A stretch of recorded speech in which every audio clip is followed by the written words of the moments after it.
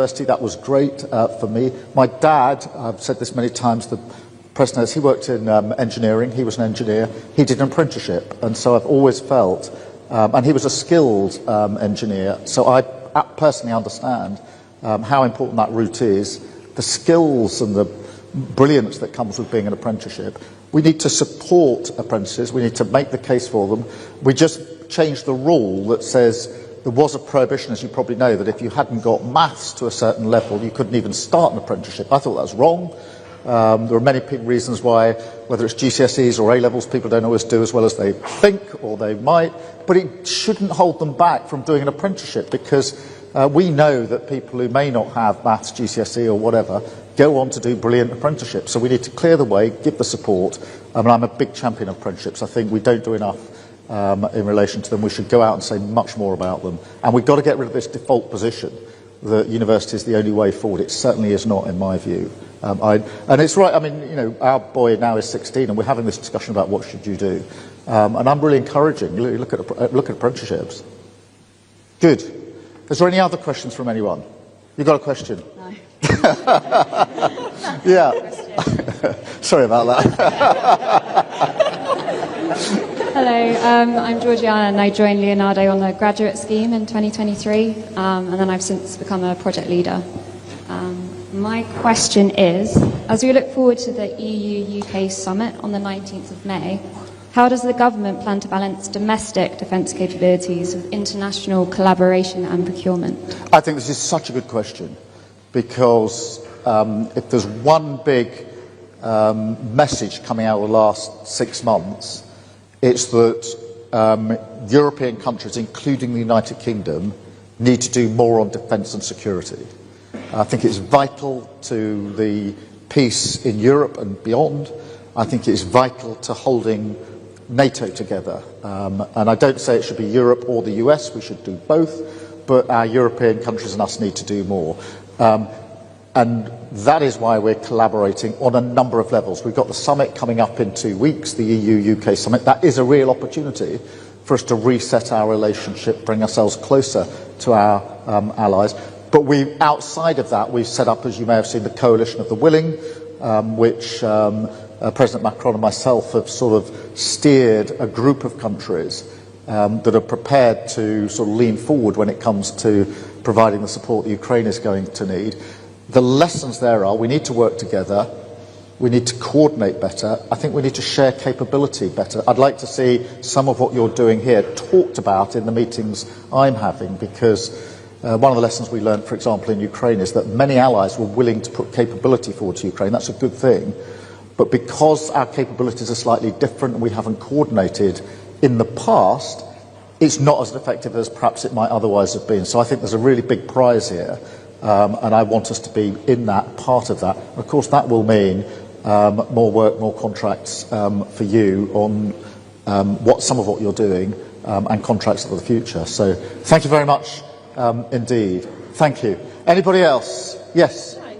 My name is Georgia, and I'm a business degree apprentice in my first year here. And my question is... And that's again 3 years, is it? Again 3 years, yes. Is that linked to a particular university or college? So we attend University of Hertfordshire, which is in Hatfield, and we go... Oh, yeah. Okay. Yeah. And my question is, in many countries, governments strongly support their national defence champions in global competitions. Going forward, how will the government support British defence firms as we look to enhance our international export capabilities? We do, and we need to do more of it. We need to champion. I do champion what you do a lot. So in the margins of a lot of the meetings that we do internationally, there is very often a discussion about defence capability. It doesn't tend to be sort of, headline and what we're necessarily doing in front of the cameras, but there's very often a discussion about capability. We need more of that because we're brilliant at this. We really punch above our weights when it comes to capability on defence and security, and we're going to need more of it. So just as I've said a moment ago, the UK is upping its defence spend. So are many other countries.